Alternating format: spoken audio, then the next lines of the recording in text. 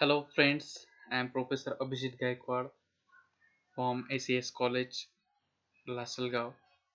So today we are going to study in our remaining topic retrosynthesis approach to the organic synthesis. In that we have to study the Umplong reaction. This is a very important topic in retrosynthesis analysis. So we can study what is meant by Umplong reaction, how they are used in a different reaction, how their mechanism, how their role in our organic synthesis. So we can study it one by one in easy language. So as to let's start our lecture.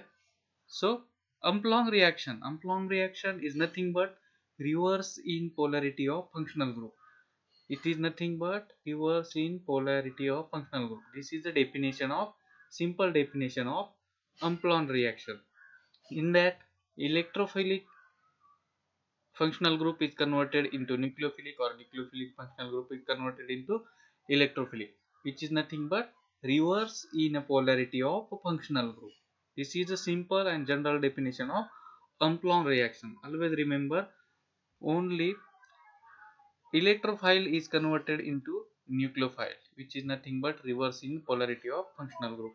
Means, as we know that we can study it one by one. When you are looking example, then you are getting exact idea about Umplong reaction. So let's start one by one. Then what is an Umplong reaction? Here, as I told you, the polarity inversion. So in organic chemistry is the chemical modification of a functional group with the aim of reversal of polarity of that group. The concept was introduced by D. Seebach, hence the German word Umplong for the reverse in polarity, and E. J. Corey. These are the two scientists which can be invent a Umplong reaction or polarity inversion. Polarity analysis during retrosynthetic analysis tells a chemist when Umplong statics are required to synthesize a target molecule. Means ज्यावेळेस आपण एखादा target molecule synthesis करतो त्यावेळेस आपल्याला काय अम्प्लॉंग reaction तिथे useful होते. बघा इथे एक तुम्हाला कार्बोनिल ग्रुप दिलाय किंवा अल्डिहाइडिक ग्रुप दिलाय आणि दुसरा एक सेकंड आर ग्रुप दिलेला आहे. त्यावरती काय aldehyde sorry X means electronegative atom means halogen group तिथे अटॅच केलेला आहे. मग आता याची डायरेक्ट रिएक्शन होईल का इथे? नाही, कारण इथे काय पॉलॅरिटी डिफरन्स येतोय. इथं ऑक्सिजन इलेक्ट्रोनिगेटिव्ह असल्यामुळे काय होतंय, इथे पॉझिटिव्ह चार्ज येतोय आणि ऑक्सिजन वरती निगेटिव्ह चार्ज येतोय. मीन्स या कार्बन वरती काय येतोय, पॉझिटिव्ह चार्ज फॉर्म होतोय. बट ज्यावेळेस आपण अल्किल हलाइड किंवा जे एखादा इलेक्ट्रोनिगेटिव्ह ॲटम त्यावरती ऍड करतो त्यावेळेस ती ऍडिशन होत नाही, नॉर्मल वेनी होत नाही. मग अशा वेळेस काय करावं लागतं, जो कार्बोनिल ग्रुप आहे त्याचं प्रोटेक्शन करावं लागतं. बघा इथे डायथाइन कंपाऊंड आहे, त्यांनी काय केलंय, त्या कार्बोनिल ग्रुपचं प्रोटेक्शन केलंय. ते प्रोटेक्शन आणि डिप्रोटेक्शन कशा प्रकारे होतं ते आपण नंतरच्या टॉपिक मध्ये बघू. बघा इथे कशा प्रकारे इथे कार्बोनिल ग्रुपचं प्रोटेक्शन झालंय. हा जो आहे याला काय म्हटलं जातं, जे सल्फर ग्रुप आहे याला काय म्हटलं जातं, डायथाइन कंपाऊंड. मीन्स इथे काय दोन थायो ग्रुप आहे त्यामुळे याला डायथाइन कंपाऊंड म्हणतात. त्याचा यूज काय होतो, protection of carbonyl group. Carbonyl ग्रुपच्या प्रोटेक्शन साठी त्याचा यूज होतो. मग ज्यावेळेस कार्बोनिल ग्रुपचं प्रोटेक्शन झालं तर मग तो त्याची रिएक्टिव्हिटी काय होते, ब्लॉक होऊन जाते. त्यामुळे तो फर्दर रिएक्शन मध्ये तो पार्ट करत नाही किंवा त्याची रिएक्टिव्हिटी तिथे शो करत नाही. बघा इथे कार्बोनिल ग्रुपला प्रोटेक्ट केलंय. मग काय होतं, नंतर बेसची ऍडिशन केल्यानंतर काय होतंय, बेस काय करतोय, जो ऍसिडिक प्रोटॉन आहे तो रिमूव्ह करतोय आणि इथे काय फॉर्मेशन ऑफ निगेटिव्ह चार्ज. बघा आधीच्या याच्यावरती काय यायचा, कार्बोनिल ग्रुप वरती पॉझिटिव्ह चार्ज यायचा. बट ज्यावेळेस डायथाइन कंपाऊंड आपण ऍड केला किंवा कार्बोनिल ग्रुपला प्रोटेक्ट केलं, त्यानंतर बेस ज्यावेळेस तिथनं प्रोटॉन अटॅक करतोय तिथे काय येतोय, निगेटिव्ह चार्ज येतोय. मग ह्याच निगेटिव्ह चार्जचा अटॅक कशा होतोय, तो अल्किल हॅलाइड ग्रुप आहे त्यावरती अटॅक होतोय. हा निगेटिव्ह चार्ज इथे शिफ्ट होईल आणि हा एक्स ग्रुप हॅलोजन ग्रुप काय होईल, रिमूव्ह होऊन जाईल आणि आपल्याला काय मिळेल, आपला जो प्रोडक्ट आहे तो ऍज इट इज मिळेल किंवा जो आपल्याला जी रिएक्शन आपल्याला घडून आणायची होती किंवा करायची होती ती आपल्याला ऍज इट इज मिळेल. बघा इथे ऍडिशन झाली आहे आर ग्रुपची. त्यानंतर further step deprotection in presence of acid. Acidic जो ग्रुप असतो किंवा H+ ज्यावेळेस आपण यूज करतो त्यावेळेस त्या जो आपण कार्बोनिल ग्रुप प्रोटेक्ट केलेला आहे, त्याचं काय होतं इथं डिप्रोटेक्शन. डिप्रोटेक्शन होऊन काय होतं आपल्याला आपला कंपाऊंड म्हणजे जो आपल्याला अपेक्षित होता, जो पाहिजे होता तो कंपाऊंड आपल्याला इथे मिळतोय. कोणत्या वेळी आपण गेलो इथं मॉलिक्यूलला जो कार्बोनिल ग्रुप आहे त्याला काय केलं प्रोटेक्ट केलं. मीन्स इथे काय पोलॅरिटी काय केली त्याची चेंज केली. इथे पॉझिटिव्ह चार्ज द्यायचा तर इथे काय केलं आपण त्याचा निगेटिव्ह चार्ज इथे फॉर्म केला. मीन्स काय केलंय reverse in polarity of functional group. Functional ग्रुपची काय केली पोलॅरिटी चेंज केली आणि त्यानंतर आपण काय केली रिॲक्शन ऑकर केली आणि काय आपल्याला प्रोडक्ट मिळतो. मग ज्यावेळेस आपण ऑर्गॅनिक सिंथेसिस किंवा रेट्रोसिंथेसिस बघतो त्यावेळेस अनप्लॉन्ग रिॲक्शन या काय मेजर रोल तिथे इंडिकेट करतात. Then the temporary modification of carbonyl group so that the carbon atom behave as a nucleophile in the displacement, and the addition reaction would be a great utility in organic synthesis. मग काय होतंय carbonyl group वरती आपण modification केले आणि त्यानंतर काय केलंय त्याचं तो जो इलेक्ट्रोफाइलिक बिहेवियर शो करत होता त्याचं आपण कन्वर्जन कशामध्ये केलं न्यूक्लियोफिलिक मध्ये केलंय. मीन्स आपण काय केलं त्याची पोलॅरिटी चेंज केली आणि तोच काय केला ऑर्गॅनिक सिंथेसिस मध्ये ऍज इट इज यूज केला. मग या टोटल रिॲक्शनला काय म्हटलं जातं umpolung reaction. Means reverse in polarity of functional group, त्यालाच काय म्हटलं जातं अनप्लॉन्ग रिॲक्शन. ते next reversal of carbonyl group polarity. बघा त्यालाच काय म्हटलंय अनप्लॉन्ग म्हटलंय. हे बघा ट्रॅडिशनल अप्रोच दिलाय आणि अनप्लॉन्ग अप्रोच दिलाय. बघा ट्रॅडिशनल अप्रोच मध्ये आपण बघितलं की ऑक्सिजन वरती निगेटिव्ह चार्ज आहे आणि कार्बन वरती पॉझिटिव्ह चार्ज आहे. तिथे न्यूक्लियोफिलची काय होते ऍडिशन होते, न्यूक्लियोफिलिक ऍडिशन तिथे होते. ट्रॅडिशनल अप्रोचने आपण बघितलं न्यूक्लियोफाइलची ऍडिशन झाल्यानंतर इथं काय ऑक्सिजन वरती निगेटिव्ह चार्ज येतोय. मग इथं फॉर्मेशन काय होतंय अशा प्रकारचा कॉम्प्लेक्स फॉर्म होतोय का आपण ट्रॅडिशनल अप्रोचने बघितलं. पण ज्यावेळेस आपण अनप्लॉन्ग अप्रोच बघतो त्यावेळेस काय होतंय बघा इथे पण डेल्टा निगेटिव्ह चार्ज इथे डेल्टा पॉझिटिव्ह चार्ज आहे. बट आपण काय केलंय पोलॅरिटी चेंज केली. मीन्स इथे अनप्लॉन्ग अप्रोचने काय केलंय इथे जो कार्बोनिल ग्रुप आहे त्याला आपण काय केलंय प्रोटेक्ट केलंय. प्रोटेक्ट केल्यानंतर जो पण इथे हायड्रोजन ग्रुप असेल किंवा अदर ग्रुप असेल तो काय करतोय बेसने रिमूव्ह केला. त्यानंतर इथं काय होतं फॉर्मेशन ऑफ निगेटिव्ह चार्ज. मग निगेटिव्ह चार्ज फॉर्म झाल्यानंतर काय होतंय त्याच्यावरती इलेक्ट्रोफाइलचा अटॅक होतोय आणि formation of this electrophilic compound. Means आपण काय आपल्याला जो पाहिजे तो कंपाऊंड आपण काय करू शकतो फॉर्म करू शकतो. बघा इथे काय इलेक्ट्रोफाइल म्हणून ऍक्ट होतोय आणि तो निगेटिव्ह चार्ज वरती पॉझिटिव्ह निगेटिव्ह अट्रॅक्शन होऊन इथे काय बॉन्ड फॉर्मेशन होतंय कार्बन आणि इलेक्ट्रोफाइलचा. Formula anion R is equal to H or acyl anion when R is equal to alkyl. म्हणजे R जर अल्किल ग्रुप असेल आणि R इज इक्वल टू तर H असेल. फॉर्म्युलेशन ज्यावेळेस इथे हायड्रोजन असेल तर त्यावेळेस काय होईल फॉर्म्युलेशन रिएक्शन होईल आणि ज्यावेळेस इथे R is equal to acyl ion असेल तर त्यावेळेस काय होईल अल्किल ग्रुप तिथे फॉर्म होईल. मग बघा काय होतंय नॉर्मल ट्रॅडिशनल अप्रोचनी कसं आपला न्यूक्लियोफिलिक अटॅक होतोय. बट जर अनप्लॉन्ग अप्रोच जर आपण तिथे कन्सिडर केला तर तिथे काय इलेक्ट्रोफाइल ची ऍडिशन तिथे होते प्रॉपरली. बघा the carbonyl group is electrophilic at the carbon atom, hence is susceptible to attack by nucleophilic reagent. आधी सांगितल्याप्रमाणे ट्रॅडिशनल अप्रोचनी काय होतंय कार्बोनिल ग्रुप वरती आपण न्यूक्लियोफाइलचीच ऍडिशन शो करतोय nucleophilic reagent. Thus the carbonyl group react as a formyl cation or as an for acyl cation. मग काय तो cation म्हणून ऍक्ट होतोय तिथे. Reverse of the positive polarity of the carbonyl group, so it act as a formyl or acyl anion, would be synthetically very attractive. To achieve this, the carbonyl group is converted to the derivative whose carbon atom has the negative polarity. After its reaction with an electrophilic reagent, the carbonyl is regenerated. Means ज्यावेळेस आपण अनप्लॉन्ग reaction तिथे form करतोय किंवा molecule मध्ये occur करतोय first आपण काय करतोय कार्बोनिल ग्रुपचं प्रोटेक्शन करतोय. प्रोटेक्शन केल्यानंतर काय करतोय बेस तिथे ऍक्ट होतोय. बेस काय करतोय ऍसिडिक प्रोटॉन अट्रॅक्ट करतोय आणि त्या थ्रू काय होते की त्याची पोलॅरिटी चेंज होते आणि त्यानंतर नेक्स्ट स्टेप काय आपली डिप्रोटेक्शन. डिप्रोटेक्शन काय आपल्याला जो स्टार्टिंग मॉलिक्यूल आहे तो पुन्हा काय होतं रिजनरेट होतोय. मग बघा umpolung in a synthesis usually requires extra step. Thus one should strive to take maximum advantage of the functionally already present in the molecule. Means ज्यावेळेस आपण अनप्लॉन्ग रिॲक्शन तिथे इंडिकेट करतोय. बघा आधीच्या याच्यात बघितलं असेल काय आपण काय करतोय कार्बोनिल ग्रुपचं प्रोटेक्शन करतोय त्यानंतर बेस यूज करतोय बेस काय करतोय, ऍसिडिक प्रोटॉन ऍब्स्ट्रॅक्शन करतोय आणि त्यानंतर त्यावरती काय होतीये, न्यूक्लिओफिलिक ऍडिशन इलेक्ट्रोफिलिक ऍडिशन होतीये आणि काय होतंय, फॉर्मेशन ऑफ कार्बोनिल कंपाऊंड. त्यानंतर काय करतो आपण, त्याला डिप्रोटेक्ट करतोय. मीन्स तिथे काय होतंय, ऍडिशनल स्टेप तिथे फॉर्म होते. मग त्या थ्रू आपण काय करतोय, अम्प्लॉंग रिएक्शन सिंथेसिस मध्ये ऑकर करतोय. बघा, carbonyl group reactivity and the target molecule. बघा, ट्रॅडिशनल अप्रोच आणि अम्प्लॉंग अप्रोच दोन्ही पण इथे तुम्हाला दाखवलेले कशा प्रकारे. बघा, नॉर्मल रिएक्टिव्हिटी कशी असते आपले, कार्बोनिल ग्रुप ऑक्सिजन निगेटिव्ह असल्यामुळे इथे कार्बन वरती पॉझिटिव्ह चार्ज येतो.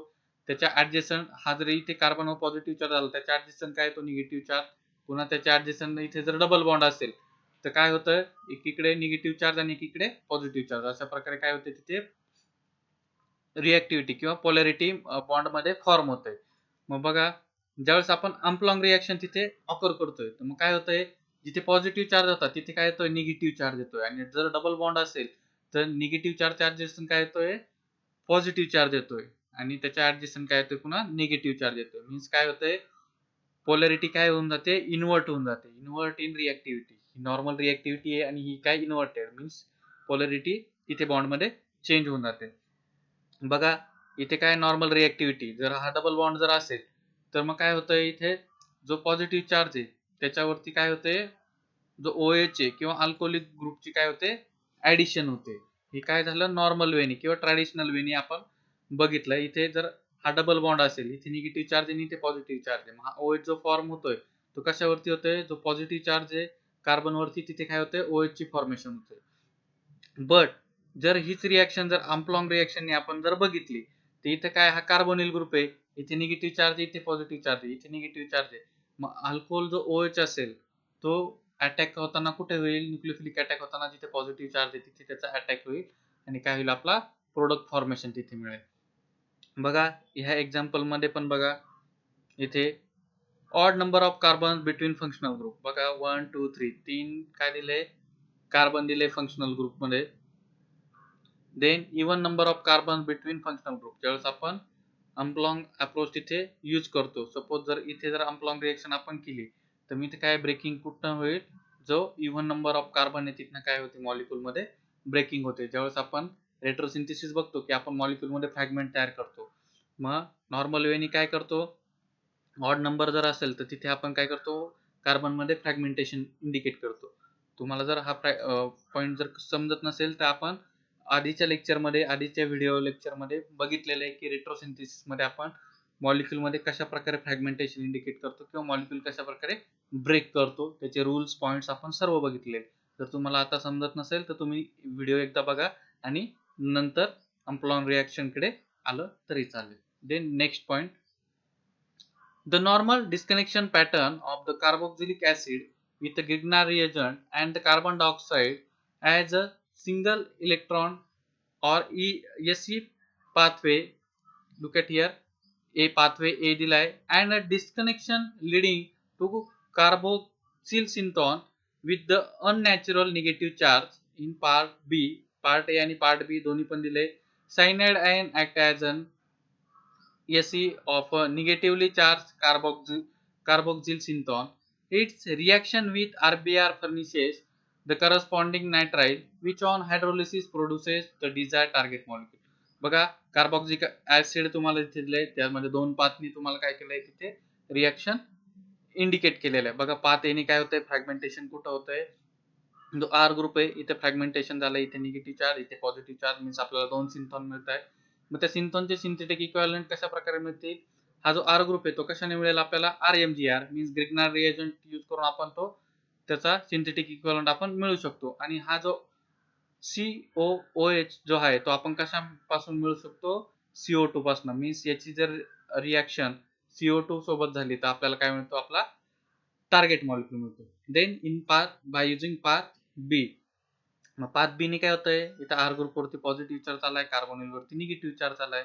मग पुन्हा काय होतंय, इथे ही रिएक्शन कशा प्रकारे होईल, बघा, जो ग्रिग्नार्ड रिएजंट आहे त्याची काय सायनाइड सोबत रिएक्शन इंडिकेट केली, मीन्स तिथे रिएक्शन काय होते, डिफिकल्ट होते. बट अशी रिएक्शन जर आपल्याला ऑकर करायची असेल तर काय, त्यासाठी आपल्याला अम्प्लॉंग रिएक्शनचा तिथे यूज करावा लागतो आणि त्या थ्रूच आपल्याला काय मिळतं, product formation. Since formyl and acyl anions are not accessible, one has to use synthetic equivalents of these anions. Several reagents are synthetically equivalent to formyl or acyl anion, permitting the unplug of carbonyl reactivity. Means ज्यावेळेस आपण carbonyl ग्रुपची रिॲक्टिव्हिटी बघतो त्यावेळेस काय जर एखाद्या ठिकाणी nucleophilic addition नसेल होत तर मग त्या कार्बोनिल ग्रुपचं न्यूक्लियोफिलिक जे कॅरेक्टर आहे ते चेंज नाही करता आपल्याला काय करावं लागते त्याची पोलॅरिटी रिव्हर्स करावं लागते. मग ते पोलॅरिटी रिव्हर्स करण्यासाठी काय करावं लागतं तिथे अनप्लॉन्ग रिॲक्शन ही आपल्याला ऑकर करावी लागते आणि त्या थ्रूच आपल्याला काय मिळतं आपली जी सिंथेसिस आहे किंवा डिझायर प्रोडक्ट आहे तो आपल्याला मिळत असतो. देन बघा कशा प्रकारे होतंय formal and acyl anion derived from 1,3 डायथाइन्स.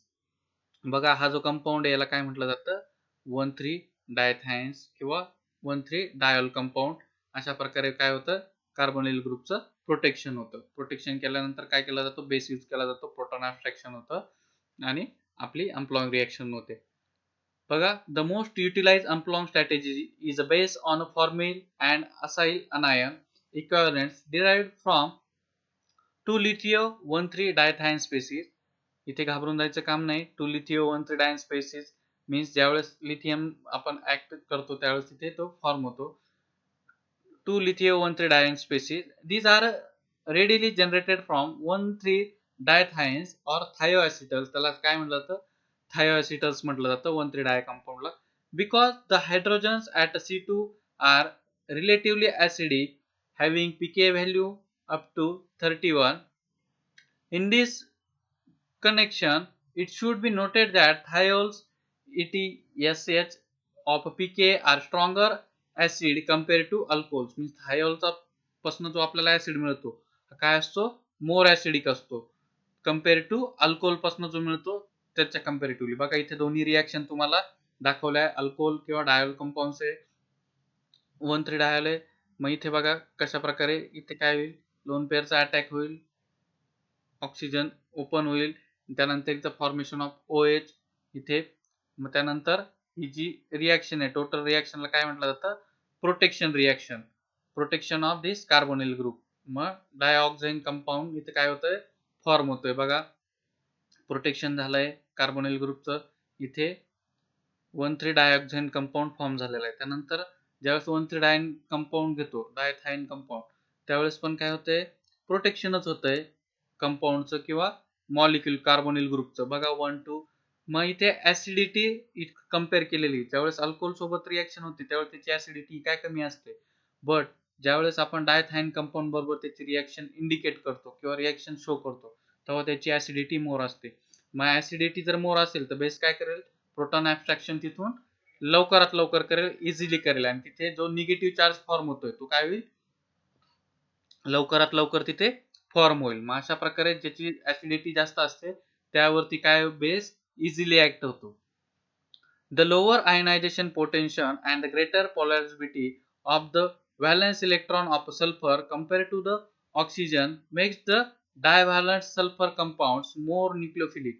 Means ज्यावेळेस इथं प्रोटॉन ऍब्स्ट्रॅक्शन होतं तो कार्बन जो ग्रुप आहे इथे हा जो प्रेझेंट कार्बन आहे इथे ज्यावेळेस निगेटिव्ह चार्ज येतो तर तो काय होतो की मोर पोलरायझेशन तिथे ऑकर होतं आणि तो जो कंपाऊंड आहे तो मोर न्यूक्लियोफिलिक म्हणून काय होतं ऍक्ट होतोय. तिथे रिॲक्शन जी होते ती काय होते मोर न्यूक्लियोफिलिक रिॲक्शन तिथे ऍक्ट होते. तर पोलॅरिटी रिॲक्शन कशा वेने ऍक्ट होते SN2 रिॲक्शन मीन्स आपण आधी बघितलं की निगेटिव्ह चार्जचा अटॅक कसा होतो जो RMGBr स्पेसिस असेल किंवा अदर जी स्पेसिस असेल त्यावरती अटॅक होतो आणि काय back side attack SN2 means back side attack होते रिॲक्शन होते आणि तिथे formation of compound or reaction. The polarity factor may also be responsible for the stabilization of carbanions to a sulfur. Means the stabilization त्याच्या stability साठी पण काय important असतं.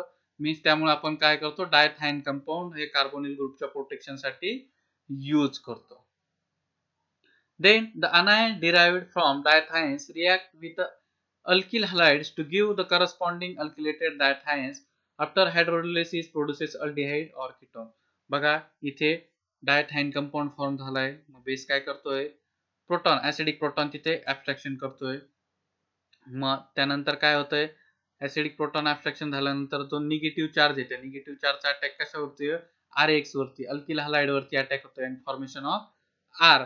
मग इथे काय, इथे डायथाइन कंपाऊंड पासून काय, जो आपला इलेक्ट्रोफिलिक कार्बन होता त्याचं कशामध्ये कन्वर्जन केलंय आपण, न्यूक्लियोफिलिक कार्बन. मग न्यूक्लियोफिलिक अटॅक इथे होतोय, formation of this R. Then मग त्याचं ऍसिड हायड्रोलिसिस केलं तर मग काय मिळतोय आपल्याला तिथे, फॉर्मेशन ऑफ अल्डिहाइड.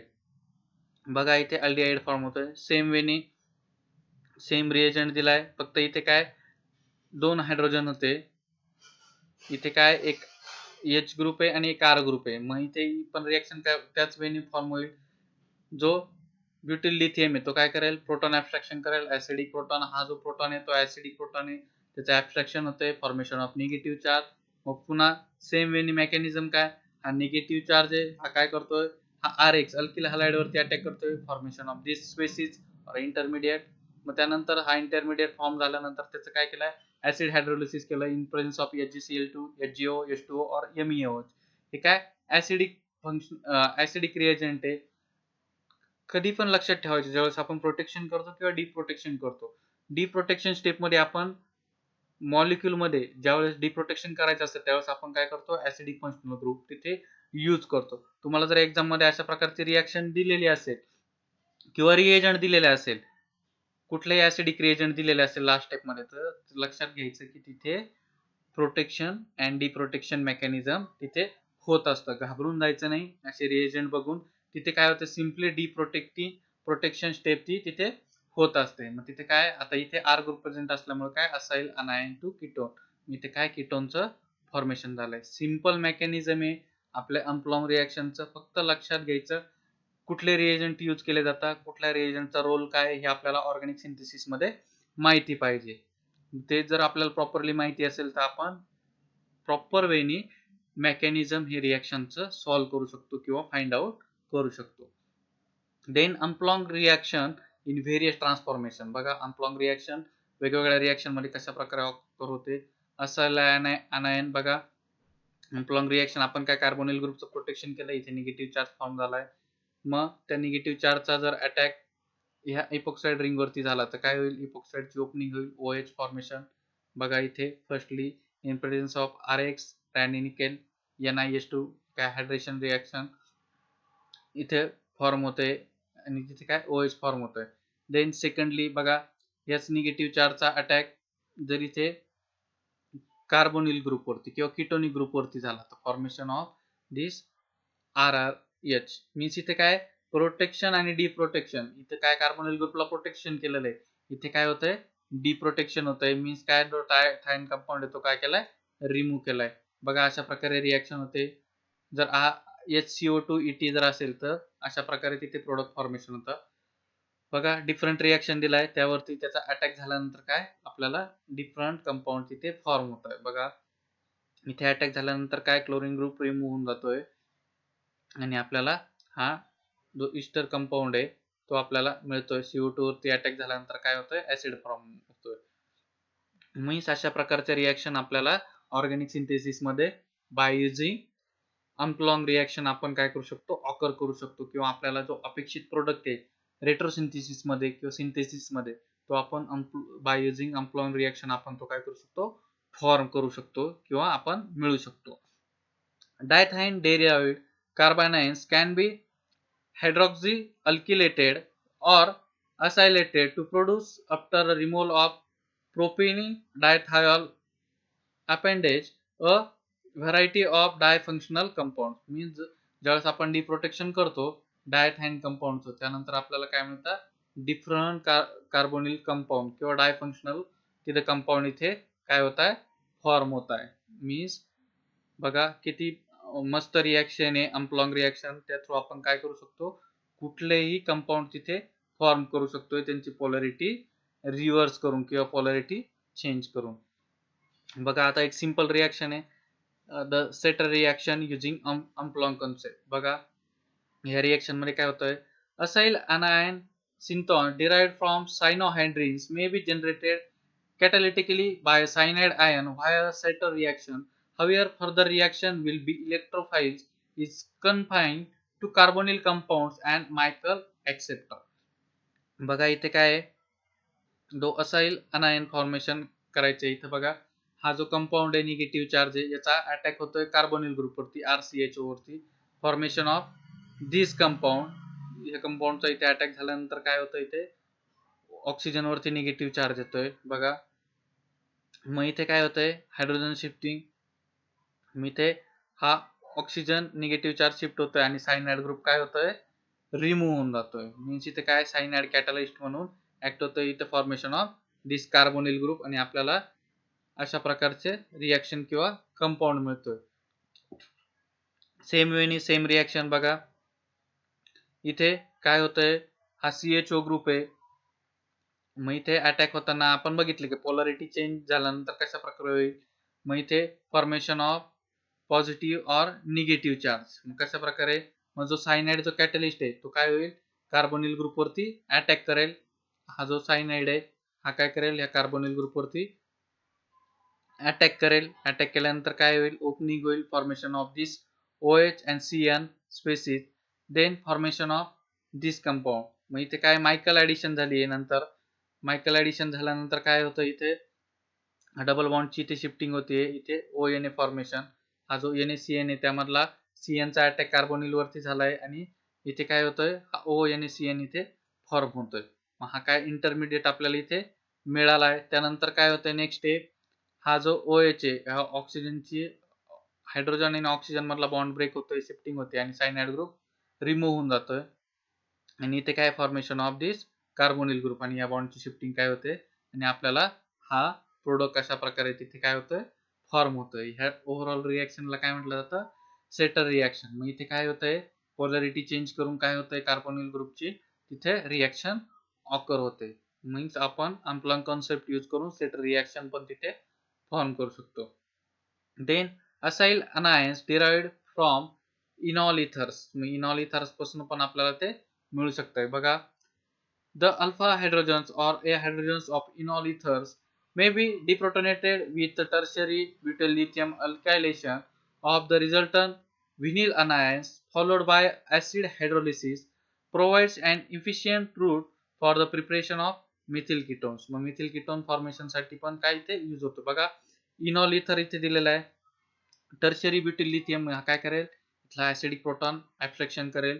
मग इथे काय पॉझिटिव्ह चार्ज आलाय, मग इथे काय सॉरी इथे निगेटिव्ह चार्ज येईल प्रोटॉन ऍब्स्ट्रॅक्शन नंतर. मग काय होईल तो लिथियम हा काय पॉझिटिव्हली चार्ज असतो तो तिथे काय होईल असाइल अनायन इक्विव्हॅलेंट, मग इथे काय इक्विव्हॅलेंट तयार होतो. मग नेक्स्ट रिएक्शन नेक्स्ट स्टेप मध्ये काय होतंय की जो लिथियम बेस आहे इथे काय निगेटिव्ह चार्जचा अटॅक होतोय. पुन्हा काय होईल इथे R ग्रुपची ऍडिशन होईल आणि formation of this methyl ketone. मग इथे इन प्रेझेन्स ऑफ H+. मग इथे अटॅक झाल्यानंतर काय होईल निगेटिव्ह चार्ज, मग इथे जो CH2 त्यावरती निगेटिव्ह चार्ज येईल आणि इथे काय formation of this methyl ketone. मग मिथिल कीटोन पण आपल्याला काय तिथे फॉर्म होतोय. Means this is nothing but simple umpolung reaction. Umpolung reaction आपण कशा वेळी यूज करू शकतो डिफरंट रिएक्शन मध्ये हे इथे मेन्शन केलेलं आहे. Then next reaction acyl anion derived from lithium acetylide. बघा आपण रिएक्शन बघतोय अनप्लॉंग रिएक्शनच्या इन डिफरंट वेने. Treatment of lithium acetylide with primary alkyl halide bromide और आयोडाइड. म्हणजे अल्किल हलाइड कुठला असू शकतो ब्रोमाइड असू शकतो आयोडाइड असू शकतो. or with the aldehydes or ketone produces the corresponding monosubstituted acetylenes or propargylic alcohols.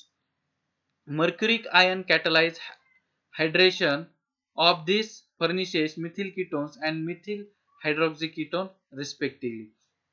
बघा कशा प्रकारे इथे यूज होतोय बघा. इथे काय लिथियम ऍसिटालाइड मीन्स इथे काय लिथियम ऍसिटालाइड दिलाय. मग इथे पण काय होईल सिंपल रिएक्शन, इथे निगेटिव्ह चार्जचा अटॅम्प R अल्किल हलाइड वरती होईल आणि त्यानंतर आपल्याला काय जो X ग्रुप आहे तो रिमूव्ह होऊन जाईल. अशा प्रकारे इथे फॉर्मेशन होते आणि त्याचीच reaction catalytical HgSO4 or H2SO4 in presence of H2 means mercuric ion catalyse hydration reaction.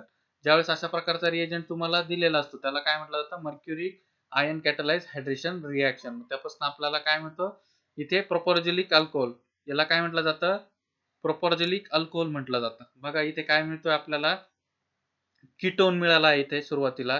Then त्यानंतर जर आपण तीच रिएक्शन अल्डिहाइड सोबत जर इंडिकेट केली, बघा इथे निगेटिव्ह चार्ज आहे, अल्डिहाइड वरती ऍक्ट होतोय, formation of OH in presence of THF at -78 degree Celsius.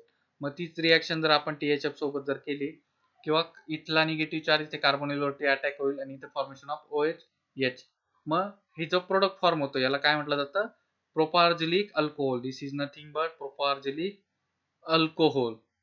अशा प्रकारे फॉर्म होतोय. आणि त्याचीच जर रिएक्शन आपण HgSO4 किंवा H2SO4 in presence of H2O तर केली, तर mercuric ion catalyse hydration reaction means इथे काय होतं, जो C ट्रिपल बॉन्ड आहे त्याचं कन्वर्जन कशामध्ये होतंय, कार्बोनिल ग्रुपमध्ये होतंय. कार्बोनिल ग्रुप आणि methyl group.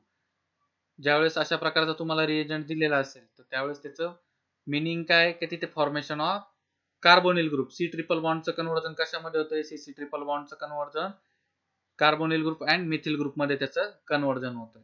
This is nothing but mercuric ion catalyse hydration reaction. मग अशा प्रकारच्या रिएक्शन आपण अम्प्लॉंग रिएक्शन मध्ये डिफरंट वेने तिथे ऑकर करू शकतो. मीन्स आपण जो कार्बन आहे त्याची पॉलरिटी चेंज करून आपण मॉलिक्यूल मध्ये किंवा सिंथेटिक शेप मध्ये रिएक्शन या ऑकर करू शकतो. होप तुम्हाला झालेला सर्व टॉपिक समजलेला आहे. जर तुम्हाला पूर्ण टॉपिक जर समजला असेल तर व्हिडिओला लाईक करा, शेअर करा आणि सबस्क्राईब करा. Thank you so much. Next video आपण नेक्स्ट लेक्चरला बघू. नेक्स्ट